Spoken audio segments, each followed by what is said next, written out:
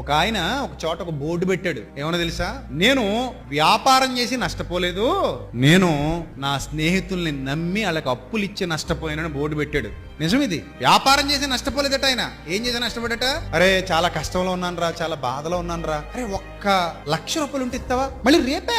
ఎప్పుడు అరువు రేపు అన్నట్టు. కొట్టు దగ్గర చూడండి, అరువు రేపు. అలాగే నీకు కూడా ఇంకివ్వడం ఇంకా రేపే. ఇక రేపులు వస్తుంటాయి అంతే, డబ్బులు రావు. ఇది నిజం. ఇది రేపుల మీద రేపులు వస్తానే ఉంటాయి, ఎల్లుండి మీద ఎల్లుండులు వస్తానే ఉంటాయి, సంవత్సరాలు దొరుకుతానే ఉంటాయి. కానీ నీకేం రావు, డబ్బులు రావు. గట్టిగా వెళ్ళి ఏమైనా అడిగా అనుకో, ఏమన్నా తెలుసా? ఇస్తాంలే, ఎక్కడ పోతా, ఓ రోజు వచ్చేస్తున్నా, మరీ దారుణంగా తయారేవు నువ్వు, ఎక్కడ పడితే అక్కడ అడిగేస్తావు, నువ్వు ఎక్కడ పడితే అక్కడ ఆపేస్తావు నువ్వు అంటాడు. అంటే దీన్ని ఎదురు దెబ్బలాట అంటారు. అంటే నేను ఇవ్వను అని చెప్పకుండా అందంగా ఇవ్వకుండా చెప్పడం అనమాట. అదే అడిగేటప్పుడు మాత్రం ఎలా అడుగు, రే బాబు ప్లీజ్ రా, ఒక్కసారి రా, ఇది ఒక్కటే రా, ఈ ఒక్కసారి రా, ₹1,00,000 రా, ₹50,000 రా, ₹10,000 రా అంటాడు. అలాగే ఇచ్చి మోసపోయిన వాళ్ళు ఉన్నారు లేదా మీలో? చాలా మంది ఉంటారు అలాగా. అందుకే ఏరు దాటిదాకా ఏటి మల్లన్న గారు అన్నారట. ఏరు దాటిన తర్వాత అతని బట్టగుండుని చూసి ఎక్కిరిస్తూ పోరా బోడి మల్లన్న అన్నారట. అలా ఉంటది. అందుకే సామెత, ఏరు దాటిదాకా ఏటి మల్లన్న, ఏరు దాటాక బోడి మల్లన్న అన్నట్టు. అలాగా చాలా మంది ఉంటారు.